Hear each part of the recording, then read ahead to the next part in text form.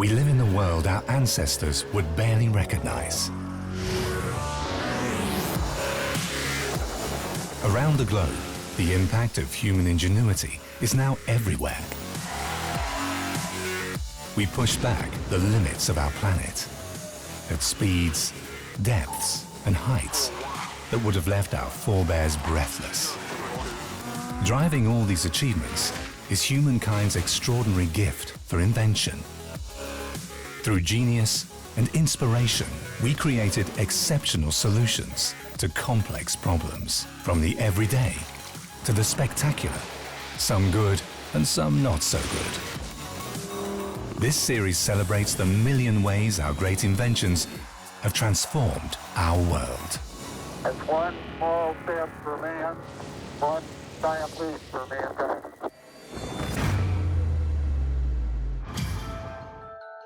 It tends not to be in plain sight, but it makes many other inventions possible.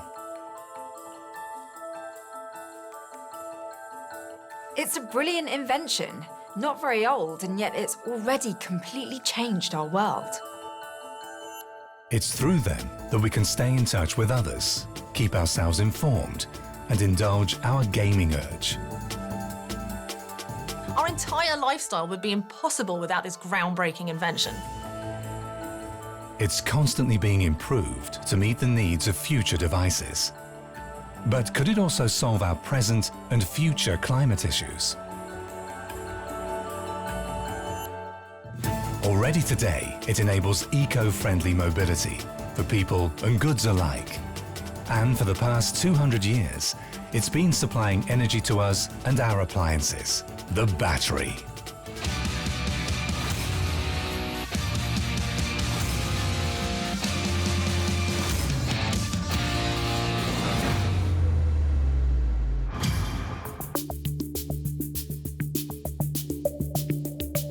Our everyday routines would be unthinkable without batteries. From morning to nighttime, they make our lives easier. A cordless shaver allows me to stay trim, but also not have to go to the barber every couple of weeks. I am a little obsessed with these cleaning robots. They can just trundle along around your kitchen. Sometimes cats sit on them. And I don't know, it's almost like having a little pet. The electronic device that I find special and surprisingly practical is the battery-powered speaker, because wherever you are, you can basically be surrounded by the music that you love. Batteries catapulted us into the mobile age. They power navigation systems, mobile phones and the like, with a seemingly unlimited supply of energy. We'd be lost without them. I hate cables more than anything, so a world without batteries would just be this cable hell. I think it's quite hard to imagine a world without batteries because batteries are everywhere. In how many areas of our lives these kind of little magic sources of energy allow us to kind of not just have access to an easier life, but in many cases access to safety. They're such a common part of our lives that we almost don't notice that they're there. We take them for granted. That's also why we rarely stop to think about batteries. They are everywhere, but largely unseen.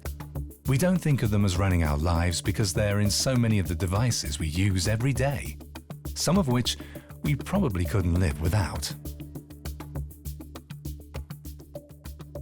Personally, I simply cannot live without my mobile phone. It keeps me connected, it lets me know where I am, what I need to do. It completely almost dictates my life. And I think probably I'm like millions of people across the globe who really would struggle to get about their day-to-day lives without it. And mobile phones are only the visible tip of the iceberg. There are many other battery-operated apparatus that also shape and improve our world today. Batteries spur technological progress. But where does a battery's power come from? Electricity occurs in nature as lightning storms and magnetism. People began to tap into this power some 100 years ago. Electricity as a power source reaches cities and homes of the industrialized world. At night, the Western urban centers become islands of light. And architectural design changes too. Penthouse homes become chic thanks to electric elevators. City skylines tower upwards. Electricity is almost certainly the single most important transformation of human life in the late 19th, 20th centuries. It utterly revolutionised every aspect of human life, at home, at work, in leisure, and beyond. In the 1920s and 30s, private homes are connected to the power grid. It completely transforms daily life.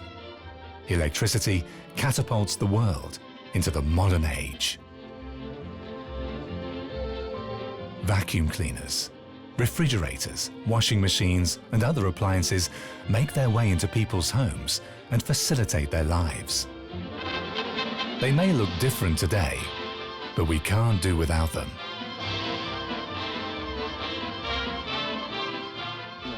In the US, celebrities, including the future US President Ronald Reagan, then a well-known actor, appear in ads touting innovative uses of electricity. And electricity helped us in all these dedicated men and women. Without electricity, there can be no prosperity and no American way of life. That's what the message boils down to. Power companies like GE, General Electric, become monopolists in the marketplace. In the 1930s, Hollywood actress Bette Davis also appears in a film promoting GE's achievements in the age of electricity. Coffee machines, washing machines, and dishwashers are indispensable time-saving household aids. These appliances unburden homemakers in the Western world. Heat water, it would have taken, forever to sort of cook or bathe children or clean. All of these things would have been so difficult. So, the idea that electricity comes in and now women are able to focus on more important things. They're able to kind of see themselves in society in a different way, partly because they have the time to do that. So the new role of women and their entry into working life would have been, in some ways, much more difficult without electrification. Indeed, with less time spent on household chores, women can take up paid employment. They rush into the job market. Women take their rightful place in offices and factory floors. It's the first step towards equal rights, and the big cities lead the way. This kind of progress comes later to the rural areas, where it also takes longer to build a power grid. Doing without electrical appliances is, however, not an option. So where does electricity come from, if not from power sockets?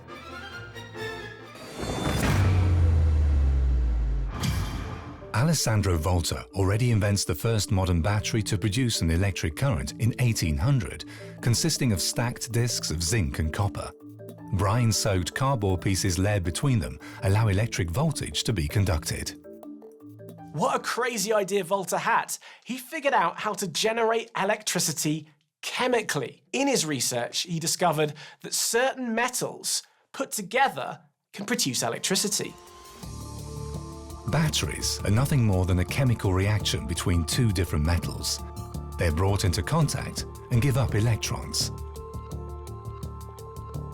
These move through electrolytes and create electric voltage. If you connect a device to this circuit, it can exploit the energy.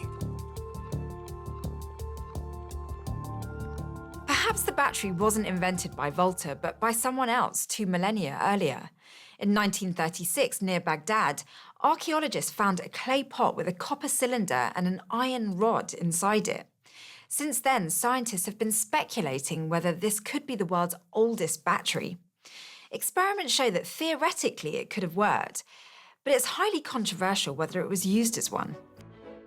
In the 19th century, the modern battery becomes an invisible driver of social and technical progress in many aspects of life. The first thing it does is to revolutionize communication and intelligence. 200 years ago, when the first serious daily and weekly newspapers are being produced, they're dependent upon news travelling thousands of miles in real time. So you open a newspaper in England in the early years of the 19th century, and what you're able to read about are things that happened weeks, even months ago across the world. Information thus far transported by ship or stagecoach could now be transmitted by telegraph. Since the electric grid is not yet fully developed and thus unreliable, it's powered by batteries. This expensive technology puts telegrams out of reach for most, at first. Telegrams were initially only used by governments, diplomats or the military to exchange information, and by news agencies and their correspondents. In fact, journalism changed very much due to the new technology. Now the English newspaper reader could read about an event that happened in Australia the day before. That was a true media revolution. The battery-powered telegraphs also unleash a revolution in shipping. By installing radio stations aboard ships, these can now contact the outside world at any time. A new branch of the tourism industry takes root.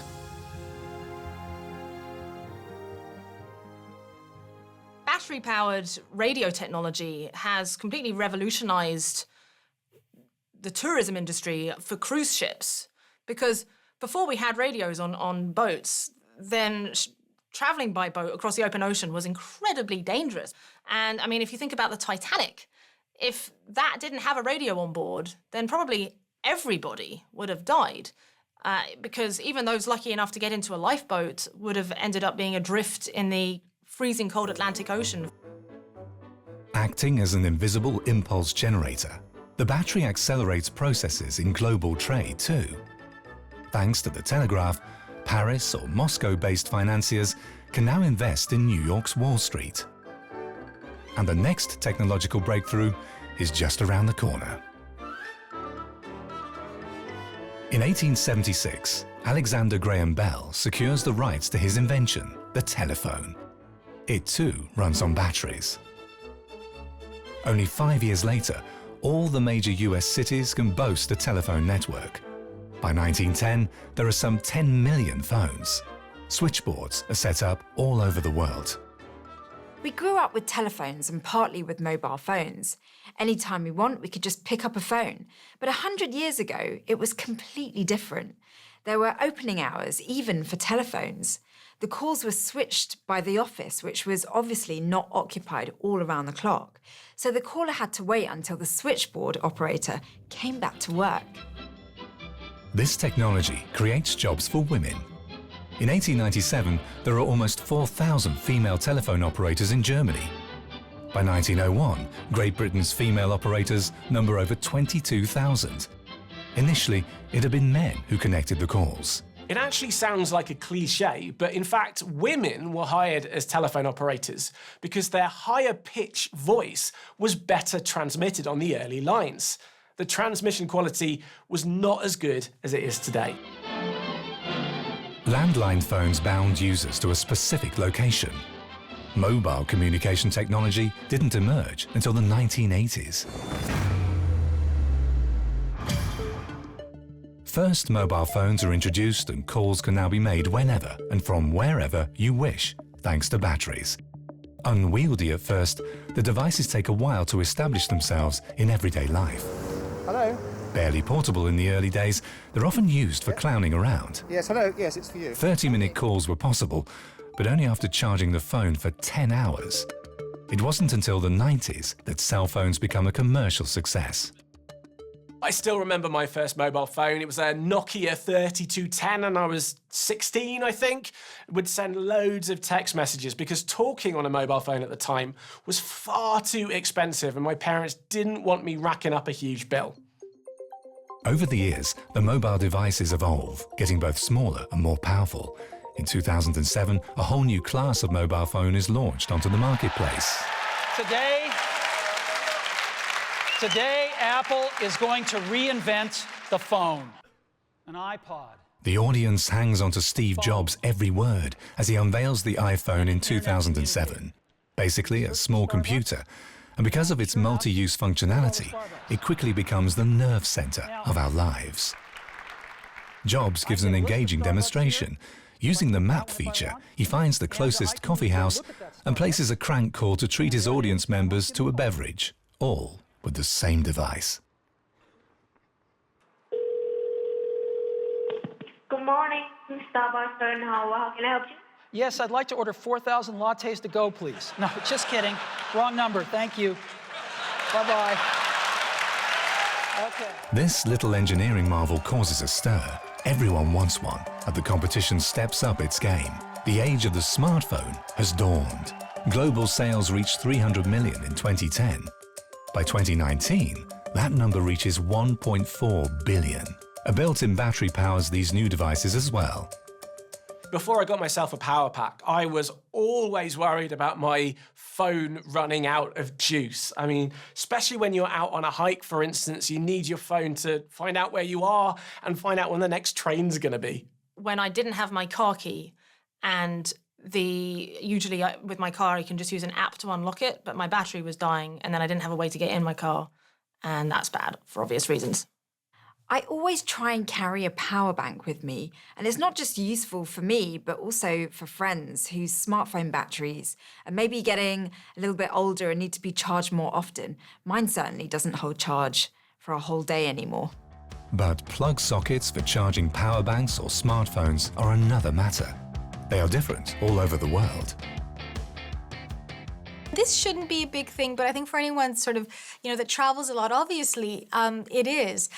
For me, kind of, growing up in Canada and then in Cyprus and now living in England, everywhere you go, you have to carry around with you sort of these bulky adapters. Smartphones are different too, but we use the same social networks on all phone models. They shape our lives today. Political statements are posted on Twitter. We keep up with our friends on Facebook and WhatsApp.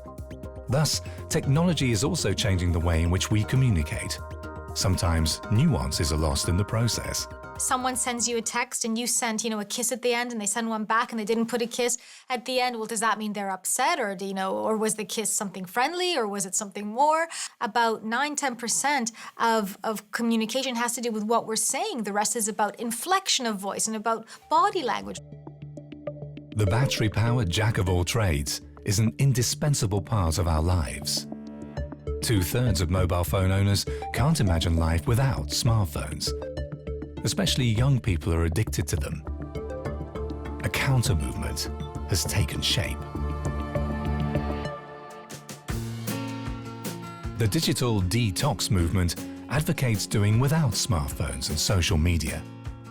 It advocates a back-to-the-analog world approach, enjoying nature, walks with the family and friends, or hiking alone. In our day-to-day lives, by contrast, these little devices are omnipresent. I'm horrified at how much time I spend on it. Even when I think I'm actively making an effort to not look at my phone too much, it's still just at least 6 hours a day. I have thought about trying to do a digital detox, but I just use my phone so much, I just don't think I could do it. Digital detox is a trend. In our affluent Western society, we can indulge in the luxury of digital detox, but for me, the benefits of smartphones clearly outweigh the risks and disadvantages. Today, due to smartphones, batteries are everywhere. Since their invention, batteries have become vital for more and more applications.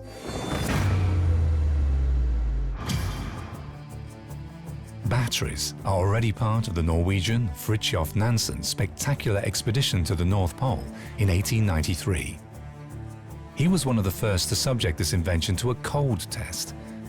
The batteries are supposed to light up spotlights at temperatures of -50 degrees Celsius.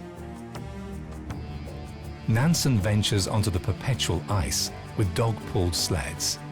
He hopes to be the first person to reach the North Pole. But the forces of nature plague his expedition. The Arctic ice keeps drifting southward, carrying Nansen and his party away from the North Pole. With his expedition, Fridtjof Nansen has come closer to the North Pole than any other man before him. Only 368 kilometers separate them from their destination. But it's clear they're not going to reach it. They've got to turn back. The forces of nature are simply stronger than their meticulously planned expedition. Fridtjof Nansen has no choice but to concede defeat. We must turn back, he notes in his diary. But at least the batteries pass the test. In the coming years, they find their way into more and more devices. At the end of the 19th century, a Russian immigrant is trying to build up his fortune onto electricity. Konrad Huber buys up patents of all kinds, from electric tie tyres to glowing flower pots. When he's almost broke, a brilliant idea comes to him. He removes the flower pot to find a cylindrical battery which makes a small bulb glow. Right there in his hands is the birth of the flashlight. In 1898, Hubert obtained a patent for the world's first battery-operated flashlight. The ever-ready Comet was different from our current flashlights. Hubert named his invention flashlight because that's exactly what it was, a short flash of light, because batteries back then weren't sufficient for any more. Nevertheless, it is of course a revolutionary invention. We busted an axle! New York's policemen are also equipped with Hubert's flashlight. After all, they can save lives in an emergency, according to a commercial from the late 1930s. If we don't, I'll stop her. See that light bobbing around down there? By sending light signals to the conductor, a flashlight-waving policeman prevents a train accident. Set in the air! The battery inside it made this possible.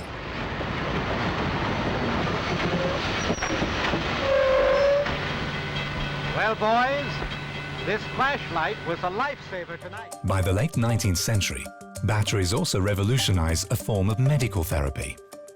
Hysteria becomes a common diagnosis in the 19th and early 20th century. Now, of course, it's not only women that suffer from things like anxiety and problems with sleep, but the term actually comes from the Greek for uterus, right? So this undifferentiated disease pattern is basically said to be something that only women suffer from, and in fact, they suffer from it because they are women. For centuries, medical practitioners believed that hysteria was caused by the congestion of bodily fluids.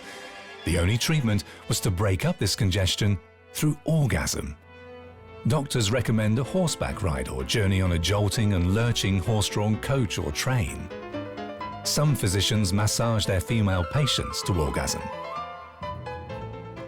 Legend has it that back in the Victorian times, doctors used to massage the clitoris of ladies who were suffering from hysteria. And then when the vibrator was invented, the battery-powered vibrator, this saved the doctor's wrists from all this exhausting manual labor by giving them the same treatment. In 1883, Joseph Mortimer Granville, an English doctor, introduces the first vibrator, which has since undergone continuous upgrades. Here, Dad, is your electric shaver, battery powered. Other portable electrical appliances also undergo technological advancements from the mid-20th century onward and make their way into households. By then, batteries as energy suppliers are a thriving business. Look here, this portable TV set, no wires, operates efficiently anywhere on battery. Shall we try it? But it's not just adults who benefit from the battery boom. Batteries have also revolutionized the toy industry too. Since the middle of the 20th century, more and more electronic toys started being developed. You know, cars that could move themselves, or talking dolls, or dancing cuddly bears, that kind of thing. New, smaller electric motors and batteries now make interactive toys possible. It's yours to command with these battery-operated... The invisible batteries breathe life into them, and battery-operated remote controls direct the motions of cars or little monsters. Yes, Great Garloo... As children, we all had our favorite electronic toys. You're the boss.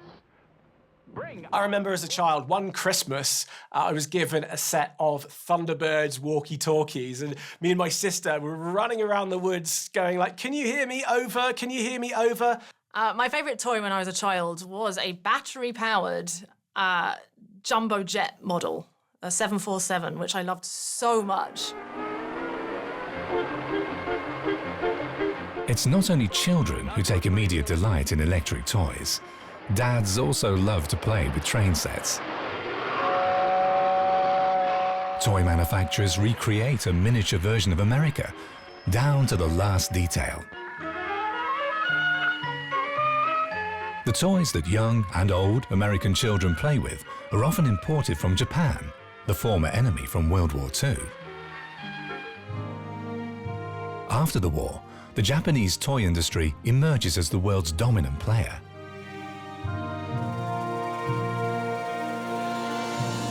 Rapidly emerging new uses for batteries necessitate more and more of them. Especially in one's favourite toys, they need frequent replacing. Indeed, batteries have an inherent shortcoming. They can only be used once. The solution? Rechargeable batteries. They're invented at the beginning of the 19th century. The invention of the first rechargeable battery is basically the starting signal for the modern age. Just imagine if we had to constantly change the battery in these devices as we do with things like flashlights or remote controls. They'd be so inconvenient, and we'd be producing so much more garbage containing harmful substances for the environment. In the early 20th century, hardly anyone is concerned with environmental issues. Newly introduced lead-acid batteries are both practical and reduce costs because they don't need to be replaced as often. Berliners are thrilled to have the world's first trams that run on battery electric multiple units. Werner von Siemens had already pioneered them in 1879. The two world wars would not have been executable, either technically or logistically, without rechargeable batteries. The new energy storage systems are mass-produced in huge factories for a new superweapon: submarines. While diving, the battery supplies the onboard electronics, the radio control center, and the vital sonar. The submarine has a transformative effect on naval battles, on the way in which war is fought both in the First and Second World Wars, the capacity to hide from your enemy, the capacity to emerge suddenly and to attack is something that people in navies had looked for centuries. These rechargeable batteries are not only deployed in submarines, they're also produced for combat aircraft, radio and radar equipment, and tanks. Battery production plays an important role in the world wars. Historians believe that the German armed forces would have suffered a loss of strike capability had German battery factories been bombed. As it can provide a decisive strategic advantage, the battery becomes an effective weapon during World War II. The ability to spot the enemy in the dark, for example, lets troops continue the battle after nightfall. In the last days of World War II, the Nazis developed a new wonder weapon, the Vampire. It's a night viewer that can be clamped onto a rifle just like a telescope. A spotlight with an infrared filter helped the soldier to distinguish friend from foe, even in the dark. The shooter, nicknamed Night Hunter, straps the battery onto his back, and then the backpack would weigh a whopping 13 kilograms. The success story of lead-acid batteries reaches its decisive moment under the radiator hood of automobiles, where they're used as starter batteries. To this day, they continue to work both reliably and cost-effectively. That's astonishing, and technology that was invented yesterday is already outdated today. But the lead-acid battery has been around for over 150 years. It's extremely rare for such an old technology to still be in use today, almost unaltered for such a long time. For car batteries, reliability is crucial. In 1950s ads, manufacturers promised customers that their batteries will never let the car owner down at a crucial time. Indeed, there are tricky moments where you have to count on them to work.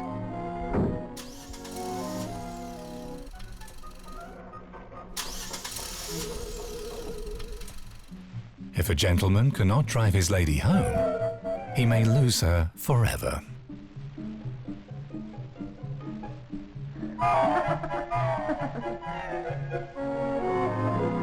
I've always had issues with my car batteries, so much so that I keep jump leads in the boot of my car.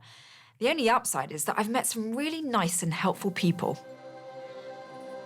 Broken down vehicles are the result of a concrete problem. Batteries perform poorly in cold weather. At below freezing temperatures, the electrochemical processes in a battery slow down because the electrolyte fluid becomes gel-like. Its aggregate state changes, the electrical voltage drops, and the circuit comes to a standstill. This is still a problem today in the coldest regions of Siberia. Car batteries lose 1/3 of their power at -10 degrees. At -20, they lose half. For this reason, vehicles are kept running day and night from October to April in parts of Russia. Sensitivity to the cold isn't their only disadvantage. For most applications, they're simply too large.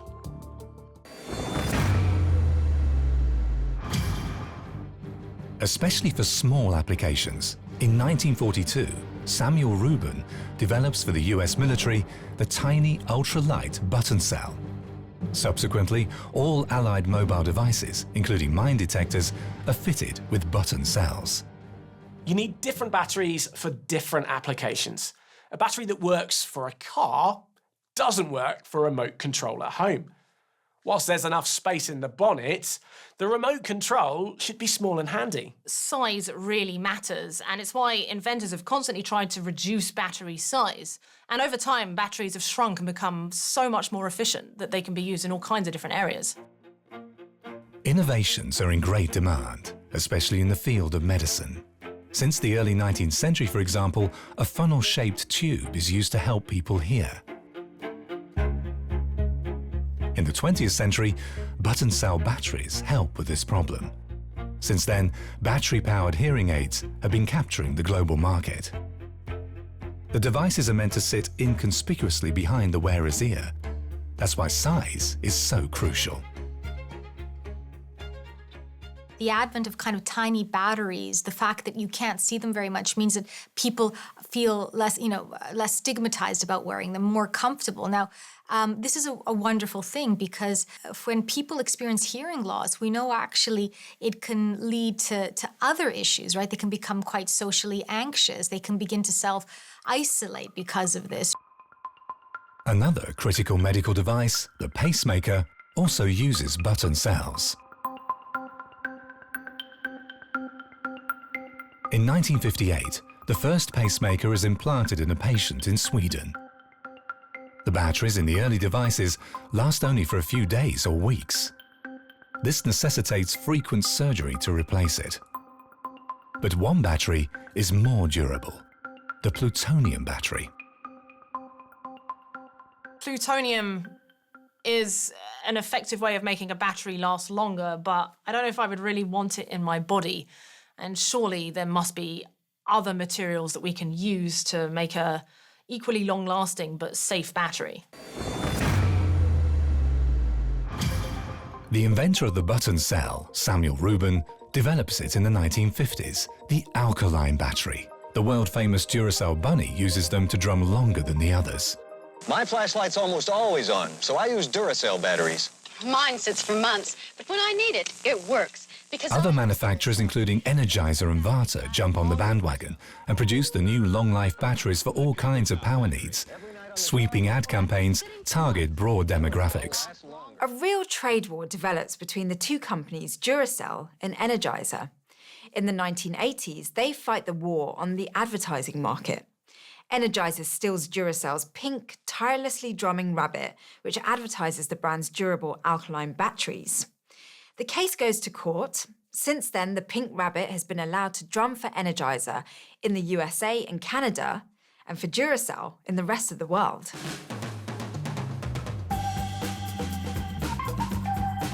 The new alkaline batteries have wide-ranging application prospects. The first generation of this new battery type is developed for Kodak's Instamatic camera. The integrated flash cube eats a lot of electricity and thus needs a powerful battery. This small camera is extremely handy and simple to operate. It takes the market by storm.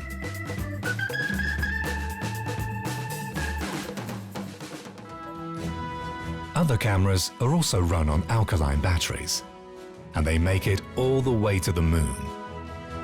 The world witnesses live in 1969 as Neil Armstrong takes his small step onto the Earth satellite, thanks to a battery that even works in space. Remember, space, the conditions are so different to here on Earth. The challenge was to develop a battery that could withstand high temperature fluctuations, of course, the shocks and impact of takeoff and landing, and they have to be able to work in a vacuum. Back on Earth, alkaline batteries kickstart a movement that completely changes the way people consume music and media. Music learns to walk. From the 1950s on, more and more portable entertainment systems flood the market.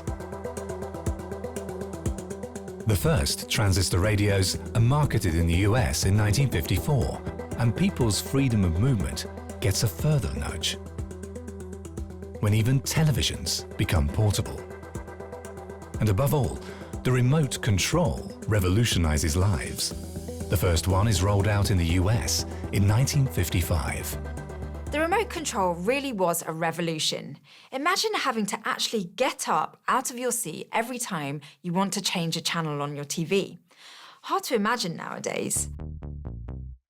But it's Sony's first Walkman, launched in 1979, that takes mobile entertainment to new heights. All of a sudden, people can listen to music anytime and anywhere.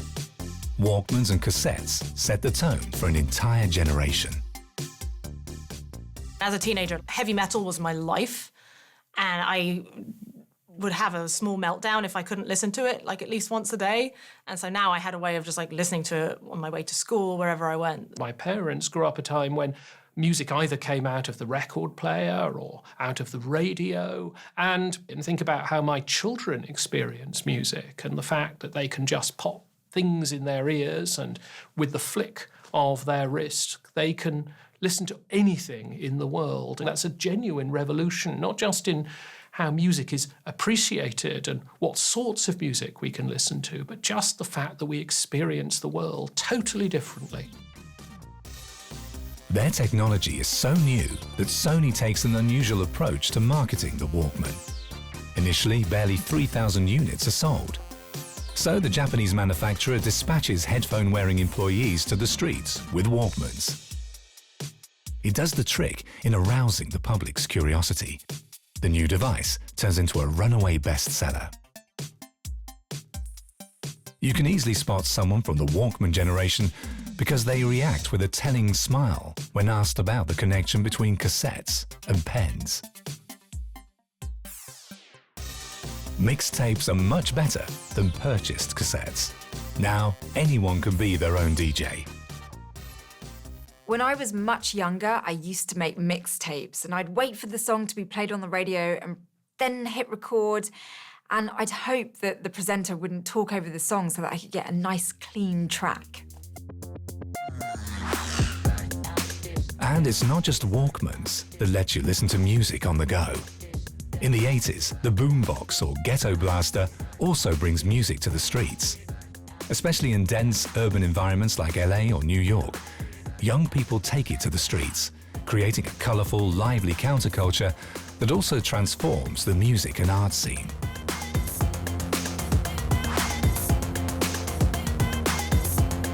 Breakdance, graffiti and hip-hop are closely tied to the ghetto blaster. The black youth subculture of America uses rap music to channel their anger about social conditions. This new sound draws attention to their problems, and the ghetto blaster becomes the mouthpiece of frustrated youth. So the very substance of music is affected by something as small as batteries. Can you imagine the possibility of having, rap and hip-hop without the ghetto blaster? This was a shock to the music industry with these critical lyrics, these dark sounds, this whole new genre of music. The ghetto blaster becomes the signature feature of this new trend.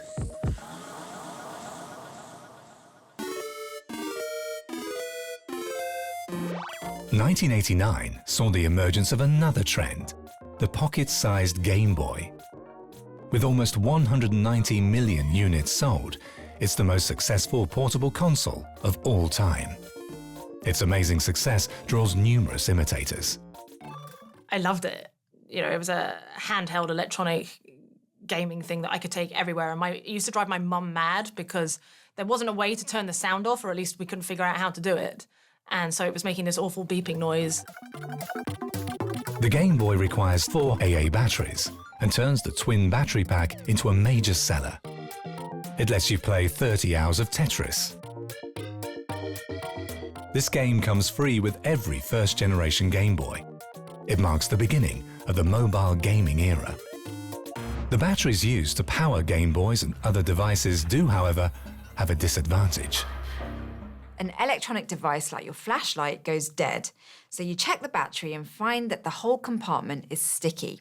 The battery's leaked, and in most cases, you have to throw out the flashlight as well. Lithium-ion batteries don't leak. Lightweight, but particularly powerful, they supply electricity to flashlights, digital cameras, mobile phones, and for a new standard of mobility. Tesla's Roadster sports car debuted in 2008. It's the world's first vehicle to be fully powered by lithium-ion batteries. A full charge, completed in 3.5 hours, provides a range of up to 400 kilometers. The race is on for a new, more eco-friendly generation of cars. What we want is a safe, clean form of electricity. Cars are one of the biggest single producers of carbon dioxide. Batteries that are capable of sustaining a longer charge will enable cars to become wholly battery operated, wholly battery powered.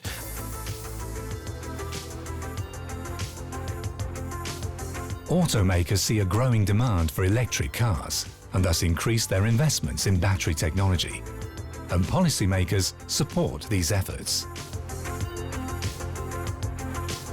Most motorists are still reluctant to buy a car that is wholly battery-powered. While many want to do their part to help protect the climate by switching to more sustainable technologies, in practice, there are still a lot of hurdles to overcome. Battery manufacturers also need to step up their efforts. The problem with electric cars is usually the range. What good is environmentally friendly technology if you can't use it to drive your car all the way back home? With gasoline and diesel cars, you just need a few minutes to refuel and then you're straight back on the road. But recharging the battery of an electric car can take hours. If we want electric cars to be the default type of car that people have, then you need to have an infrastructure as reliable as what we've currently got for petrol-driven cars with all the filling stations. We were already further along at the beginning of the automobile age. In 1900, the share of electric vehicles in the US reached 38%. This is also down to the fact that there were almost as many charging stations as there were electric cars. I think it's really astonishing that more than 100 years ago, the development basically was further along than today. If there was one charging station per e-car today, everyone would immediately buy an electric car. One of the reasons electric cars were so popular back then is because the early gas-powered vehicles had a real drawback. It took fairly long to get them on the road, since they had to be cranked by hand to start. There were incidences of drivers who got run over by their own car during the cranking process. Other car owners were struck by airborne cranks. In 1911, the American Charles Kettering comes up with a solution: a starter battery for the Otto engine. It makes gasoline engines competitive for the first time. This battery ignition system is a runaway success, and electric cars are crowded off the roads. It's kind of ironic that a battery killed off the early electric cars. With the starter battery, the gasoline engine's greatest problem was solved. Cars no longer needed to be cranked up to ignite the engine. And fuel at the time was cheap, and power grids had not yet been developed, especially in rural areas. No wonder the first hype about the electric car was followed by a 100-year lull. Of course, e-mobility never died completely. In the 1970s and 80s, these vehicles could be seen again on European roads. But electric mopeds, which are advertised as practical companions for short trips to the bakery or school, remain the exception. even though they are the forerunners of today's e-scooters.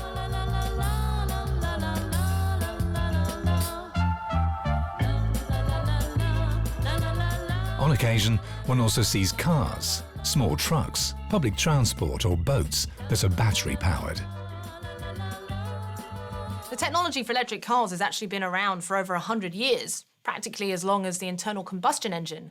But, of course, the batteries back then weren't as good as they are now, and that meant that these batteries were very large and they also needed changing more frequently, and it therefore wasn't an especially cost-effective way. Electric buses actually pull a large battery trailer behind them. Once empty, the battery goes back to the depot, where it's immediately replaced, which is faster than recharging. Such big and heavy trailers are, of course, impractical. Smaller and lighter alternatives must be found. In the 21st century, the lithium-ion battery is rolled out and e-mobility becomes a viable solution. It's durable, powerful and lightweight.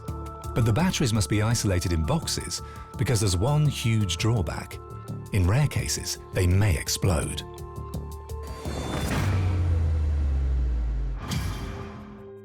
To ban this danger to life, experts around the world work feverishly to develop new batteries. The race is on to pioneer groundbreaking advances in battery technology. Research is carried out with various materials. To avoid using cobalt, a harmful metal, researchers around the world are experimenting with apple biowaste, chlorophyll, or other natural substances that they reproduce synthetically. Organic batteries could be the future. Usually when we think of the word organic, you associate it with food, but if we had batteries that were made out of completely non-polluting organic material, it would be revolutionary. Sustainability is also key when it comes to electricity generation and storage. The share of renewable energies used all over the world has climbed from 16% in 2010 to 26% in 2019. But the limited storage capacity for energy from wind turbines and solar cells is a big problem. Currently, all batteries worldwide can store less than 10 minutes of the electricity produced. Scientists are trying to create a new, huge storage battery to tackle this problem. One such battery was built in Hornsdale, South Australia. In 2016, 2 tornadoes ripped through the area, causing a huge blackout. The new storage battery could power 30,000 households at short notice during the next power failure. Australians are banking on tried and tested technology for this: rechargeable lithium-ion batteries. Maybe the lithium-ion batteries can also help us with storage problems. There's this idea of taking old car batteries from trash dumps and using them as storage devices in 10 to 20 years' time. The so-called Second Life project wants to build a large storage battery out of old car batteries. That would kill 2 birds with 1 stone. Car makers such as Daimler and BMW are connecting old batteries to create large energy storage units in huge halls. If the electric car boom continues, there will be many of these in the years to come. Currently, there's plenty of innovative spirit and creative solutions. Right now, it's an exciting time for battery technology. You could say that history is almost repeating itself. Just as it did 150 or 200 years ago, everyone wants to develop the most effective battery. Countless researchers are now working on the best battery that can meet the increasing demands.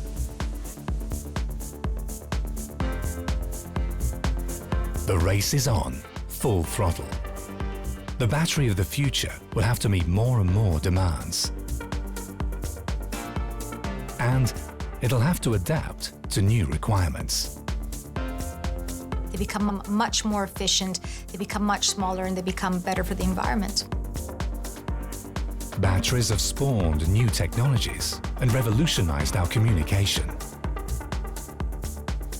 The mobile age would not have even started without the battery. The battery will certainly continue to shape our world. It will give rise to and facilitate future innovations. We live in a wireless age, and that's definitely going to continue. The age of the battery has just begun.